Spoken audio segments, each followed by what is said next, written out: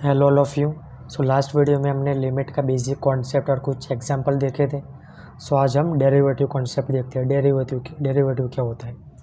सो derivative portion एक calculus का portion है। कैलकुलस क्या होता है, जिसमें चेंज के बारे में बात की जाए।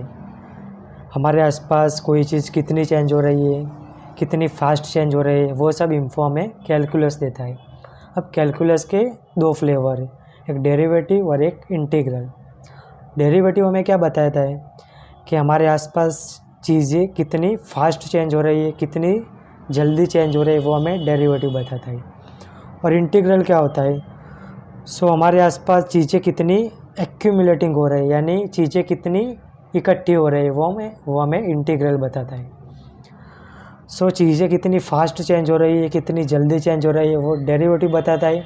और डेरिवेटिव और उसे ही हम रेट ऑफ चेंज कहते हैं।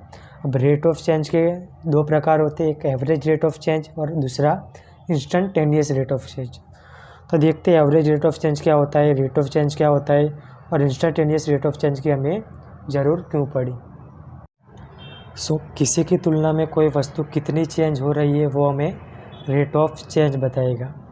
यानी दो दोस्त गाड़ी में जा रहे हैं, सो वो दोनों के कंपेयर में उनकी पोजीशन चेंज नहीं हो रही, पर उन दोनों को दूसरी गाड़ी के साथ कंपेयर करेंगे तो उस गाड़ी के कंपैरिजन में वो दोनों की पोजीशन चेंज हो रही है।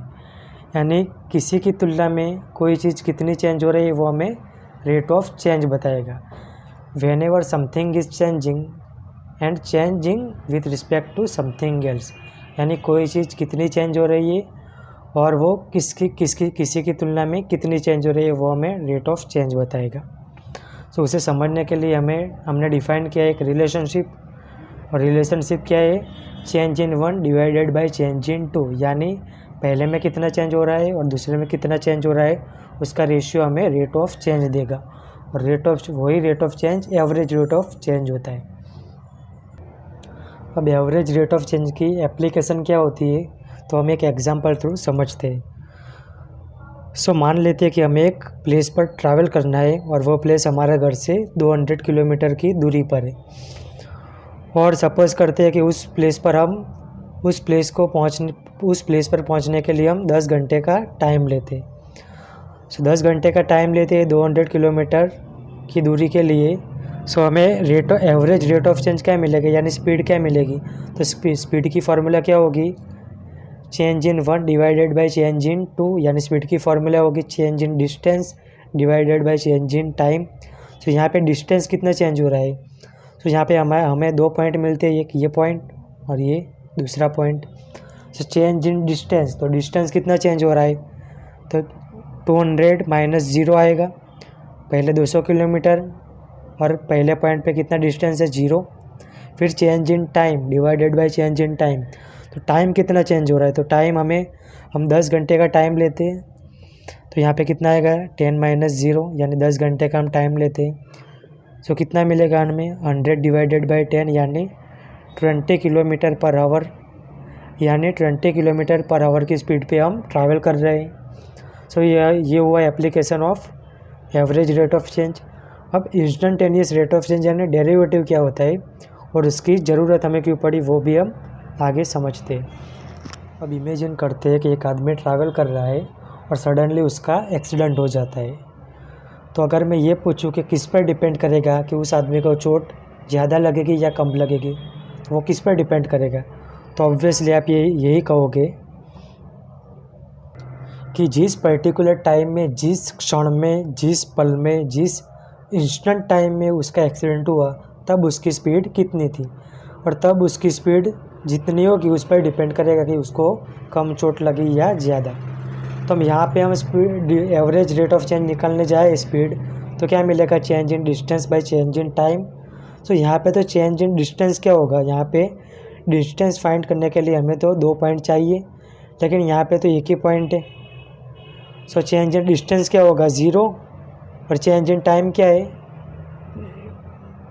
t = 5 सेकंड पे उसका एक्सीडेंट होता है। तो टाइम का चेंज भी हमें पता नहीं है। सो ये यहाँ पे तो 0/0 आएगा, और 0/0 तो क्या होता है, मीनिंगलेस होगा। तो इसे हम कैसे फाइंड करें, तो सदियों तक इसका रिसर्च हुआ और लास्ट में हमें एक कॉन्सेप्ट मिला और वही कॉन्सेप्ट है डेरिवेटिव, जिसके थ्रू हम इसे फाइंड कर सकते हैं। तो इसे फाइंड करने के लिए हमें कुछ स्टेप्स फॉलो करने। तो पहले स्टेप्स में क्या कहा है कि जहाँ पर हमें डिस्टेंस फाइंड करना है उस पर्टिकुलर पॉइंट से हम बिल्कुल करीब एक एक्सट्रीमली क्लोज टू पॉइंट लेंगे, दूसरा पॉइंट, क्योंकि डिस्टेंस फाइंड करने के लिए हमें 2 पॉइंट चाहिए। सो दूसरा पॉइंट हम कहाँ लेंगे, तो जिस पॉइंट पर हमें डिस्टेंस फाइंड करना है उससे बिल्कुल करीब हम एक पॉइंट लेंगे। यानी यहाँ पे 5 सेकंड पे उसका एक्सीडेंट हो रहा है, तो उससे बिल्कुल करीब पॉइंट कौन सा मिलेगा, किसी के लिए 5.1 मिलेगा, किसी के लिए 4.9 मिलेगा, किसी के लिए 4.999 मिलेगा। तो एक्सट्रीमली क्लोज टू हम एक पॉइंट लेंगे और यहाँ पे हम इंटरवल कौन सा लेंगे, तो एकदम स्मॉल इंटरवल लेंगे। तो स्मॉल इंटरवल लेंगे, तो स्मॉल इंटरवल हम लेते हैं तो यहाँ पे डिस्टेंस भी कितना होगा, स्मॉल, यानी चेंज इन डिस्टेंस भी स्मॉल होगा और चेंज इन टाइम भी स्मॉल होगा, यानी डिस्टेंस यानी डेल्टा डी और टाइम यानी डेल्टा टी।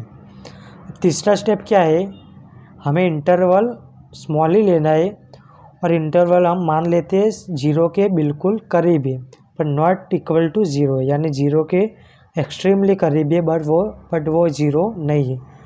सो क्या लेंगे, limit delta T tends to 0 delta D upon delta T. So limit delta T tends to 0 delta D upon delta T हमारा derivative है और इसके थ्रू हम इसे फाइंड कर सकते हैं। तो अब आगे हम इसे फंक्शन थ्रू फाइंड करते हैं। सो हमारे पास एक फंक्शन है y is equal to X square, यानी x की हर एक वैल्यू पे y कितना चेंज हो रहा है वो हमें फाइंड करना है। सो उसके लिए हमारे पास 2 पॉइंट है, पहला पॉइंट है x और दूसरा पॉइंट है पहले पॉइंट के बिल्कुल करीब, यानी x प्लस डेल्टा x।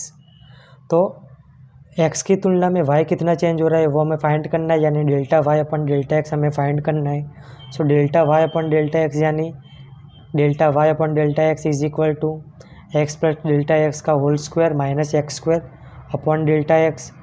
सो क्या आएगा, x square plus 2x delta x plus delta x square minus x square upon delta x. So delta y upon delta x हमें क्या मिलेगा, ये एक्स स्क्वायर कट, तो क्या मिलेगा 2x प्लस डेल्टा एक्स मिलेगा। तो यहाँ पे 2 पॉसिबिलिटीज़ है, एक delta X is not equal to 0, यानी डेल्टा एक्स 0 नहीं है। तो डेल्टा एक्स अगर 0 नहीं है तो delta y upon delta x हमें क्या मिलेगा 2x प्लस डेल्टा एक्स। और दूसरी पॉसिबिलिटीज़ क्या है, डेल्टा एक्स टेंड्स टू 0, यानी डेल्टा एक्स 0 नहीं है पर 0 के बिल्कुल करीब है, एक्सट्रीमली क्लोज टू 0 है, यानी एक्सट्रीमली क्लोज टू 0 यानी हम लिमिट लगाएंगे। So limit delta X tends to 0 delta Y upon delta x. So limit delta X tends to 0 delta Y upon delta x हमें क्या मिलेगा 2x, और इसी limit delta X tends to 0 delta Y upon delta X को हम क्या कहते हैं dy बाई डी एक्स, और dy बाई डी एक्स यानी डेरिवेटिव, और dy बाई डी एक्स को हम क्या बोलते हैं derivative of y with respect to x। So ये था हमारा function through derivative. So thank you all of you.